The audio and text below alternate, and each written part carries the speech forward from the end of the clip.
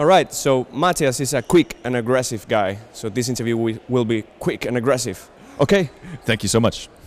You don't look that aggressive, No. really. No, I'm not quick or aggressive. I'm actually, I'd like to consider myself mild-mannered and pretty easy to get along with. But my talk today will be on kind of how game studios and companies in the industry need to be quick and aggressive in their moves, because we do live in a time of risk and uncertainty, and it's not an environment where a lot of things are stagnant. A lot of things are changing. So I think the companies need to accommodate for that.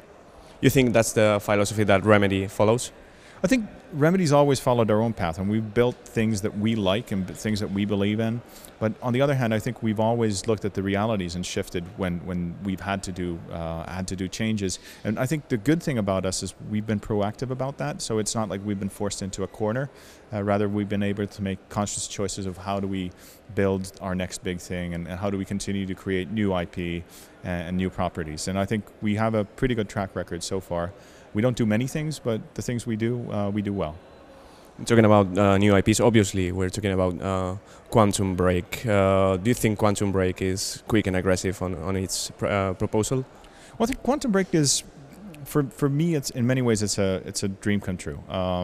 We're building upon two kind of core pillars. One is, if you look at kind of what we did with stylized action with Max Payne, we're pushing the envelope further there.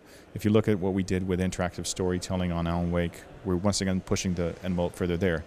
And combining these two elements into one ultimate Remedy experience in many ways. Of course, we have big, ambitious goals for what we're doing there, just in terms of the technology, in terms of storytelling, and making a deeper experience. It's a cinematic action game that you would expect from Remedy, but on the other hand, it's also a time travel mystery, a story told in a new way.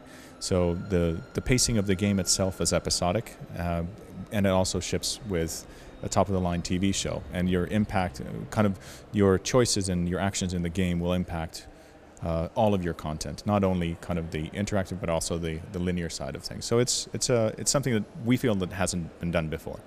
We need a little bit of help here with the game concept. I mean, it's obviously aggressive on that innovation. So what about its unveiling? I kind of felt it was kind of confusing, or you didn't want to give too much away.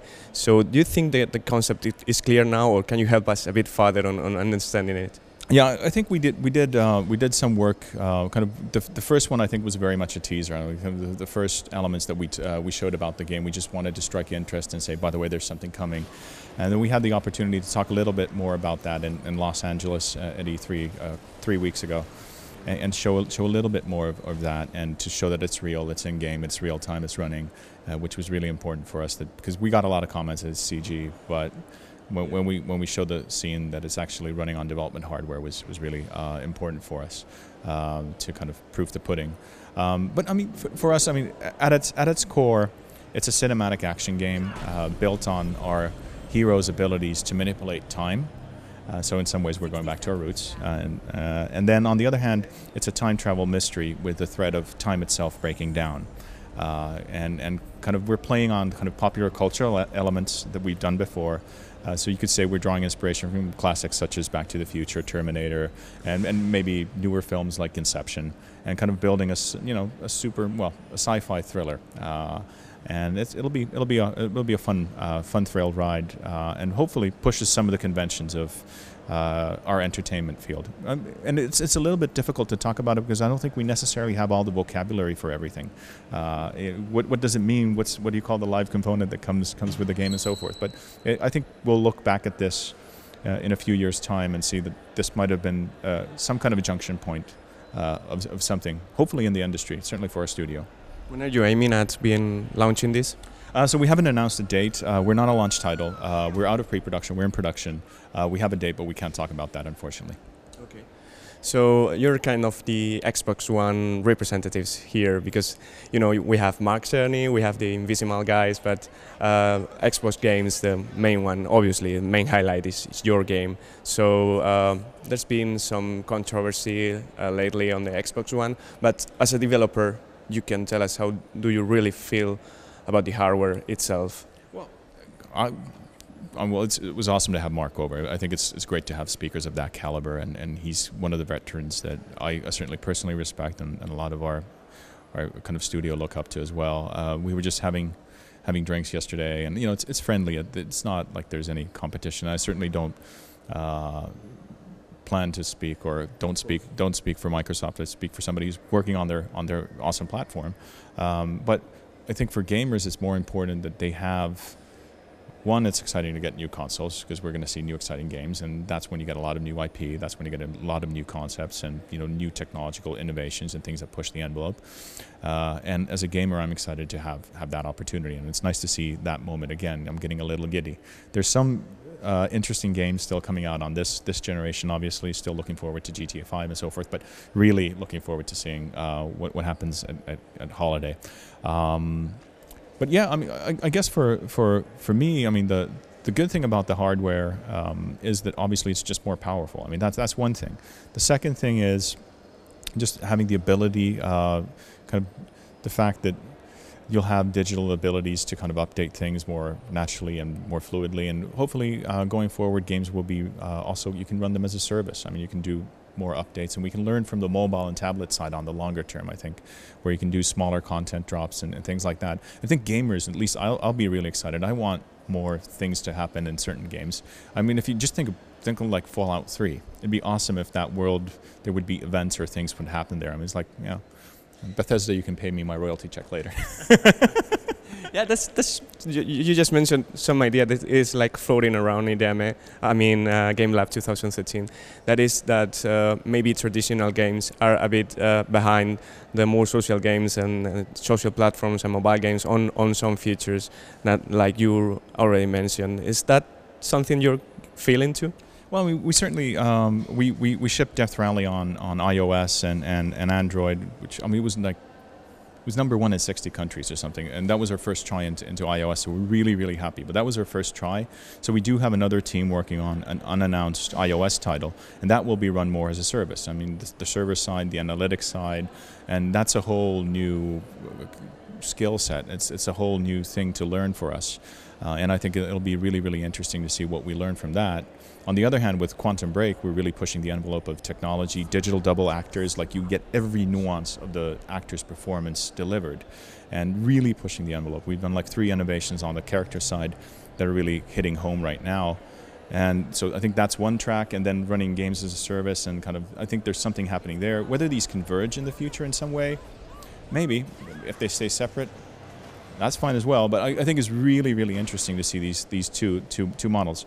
But for me, really, if you look at different kinds of games, say we've shipped now, we did American Nightmare on XBLA and kind of Steam and PC. So you could look at that as, that's your 10 to 15 euro smaller game. Pushing the envelope of what it means to be an XBLA game.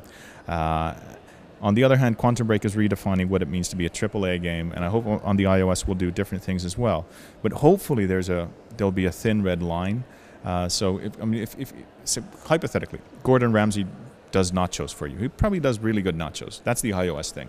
Gordon Ramsay does you a burger or a pizza, and it's a gourmet burger, and say $15. That's an awesome burger. It's made by Gordon Ramsay, and then you get the full-on experience of the 7-course meal, and that's kind of where Quantum Break sits in. But all of those have his touch.